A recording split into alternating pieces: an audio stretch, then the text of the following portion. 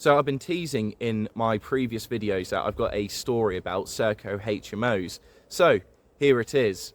I was sharing a house with a nationalist, and when this guy moved in, he essentially had to sell on his previous room on behalf of his landlord.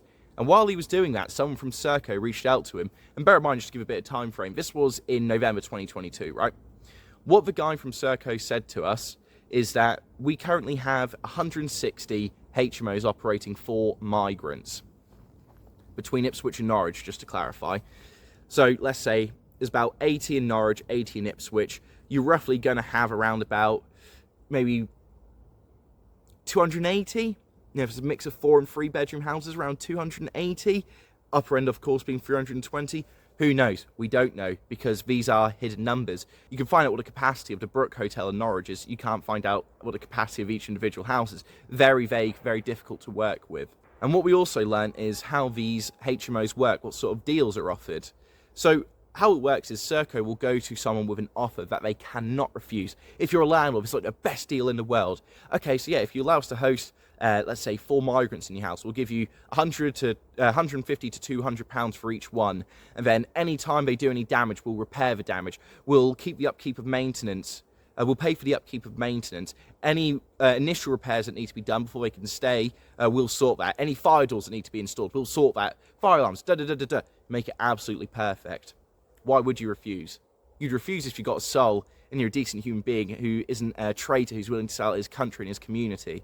That's why you would refuse. But unfortunately, some landlords, just funnily enough, aren't very altruistic, is what it is. This was in 2022, late 2022. It's been about, 2 3/4 of a year since then. How many are there now? No clue. No clue. Considering how great the deal is that they offer, maybe it's gone from being 80 houses in Norwich to being 200 houses. You'd have about 800 odd people there. It's like having 4, 5 more migrant hotels. We don't know. We literally don't know. We don't know who these people are. We don't know where they're staying. We don't know how we're going to keep our people safe. And the only way we're going to keep them safe is possibly through the following strategy. Now, unfortunately, there's only really one way you can. You can't protest outside SERCO HMO because you don't know where they are. Unless you live next to one or you've seen the signs. And even then, I think you'd probably get in trouble for protesting outside of someone's private residence. But we go back down the councillor route. So what Reform pledged to do, whether they keep his promise or not is another thing, is within all the councils that they're controlling and operating, they are going to be essentially trying to dominate them with bureaucracy. If they're trying to get planning permission, we're going to block planning permission. We're going to be sending frequent and rigorous inspections. So say, they go in, there's actually not a fire alarm in this room where there needs to be one. This isn't a fire door. This isn't safe. We're going to have to close it down. Now, my worry there is that SERCO has got enough money where they'll just fix it and they'll change it. So they're kind of going to be very difficult to shut down in that sense. Unless they've got a landlord who's doing it independently, then maybe that'll be a lot easier to get shut down.